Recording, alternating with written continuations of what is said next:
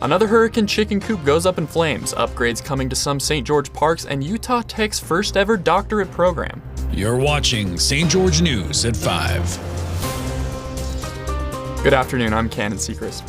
On Monday morning, a fire broke out at a residence in Hurricane, engulfing a chicken coop and woodpile while posing a threat to a detached garage at the house. A quick response from the local firefighters saved the home from further damage, but unfortunately, none of the chickens in the coop were able to escape. The blaze was contained before reaching the house, and Hurricane Valley Fire Captain Tyler Ames told St. George News that there was extensive damage to the garage's exterior, but that there was very little damage to the interior and no injuries to the occupants or firefighters were reported. This is the second fire that has burned through a chicken coop in Hurricane in less than a month. Firefighters remind the public to remain vigilant when it comes to fire prevention measures and disposal of hot ashes. Mathis Park in St. George will be receiving a major makeover after the City Council approved a new budget for new playground equipment. Here's Maury Kessler with more on the park's upcoming upgrades. Aging playground equipment at Mathis Park in St. George is set to be replaced within the next month or so and will be the first of many parks getting new playgrounds. St. George Leisure Services Director Shane Moore spoke about the need to replace the playground and which other parks will see new playgrounds in the coming year. So Mathis Park Playground is one of our oldest in the system, and so this year we are using RAP tax funds to replace the Mathis Park Playground and the Royal Oaks Playground.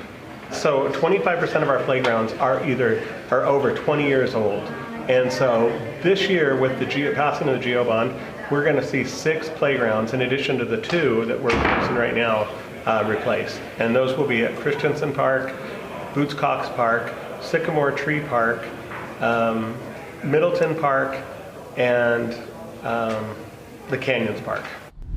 Cedar City may also be seeing some changes as residents are rallying together in hopes of making the roads safer by adding a 4-way stop to an intersection. Here's Alicia Lundgren with more on the story.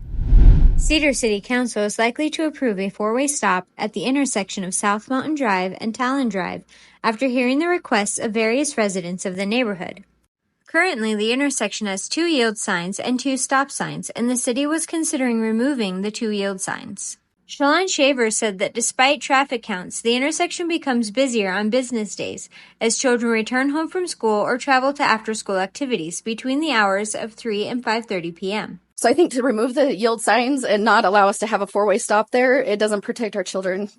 And that's what's important. Utah Tech University is now offering its first ever doctorate program in the upcoming fall semester. Here's Bridger Palmer with more on the new program. Utah Tech University has gained approval to begin offering a clinical doctorate in occupational therapy in the fall 2024 semester. The program will allow undergrad students to join. Skills learned include therapeutic interventions in aiding clients in adapting to injury, illness, or disability. The program emphasizes evidence-based practice, aiming to create future leaders who are not only competent and confident, but are also agents of change. The application process for this groundbreaking program has already begun, with the priority deadline of March 1st.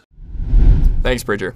Along with the holiday cheer and celebration of the new year, there is also a surge in respiratory illness. Here's Chris Reed on how it's affected southern Utah. If it seems like everyone is sick lately, there's some data to back that up. The latest figures from the state health department show that visits to the emergency room locally for respiratory diseases like COVID, influenza, and RSV are at the highest levels in about 2 years.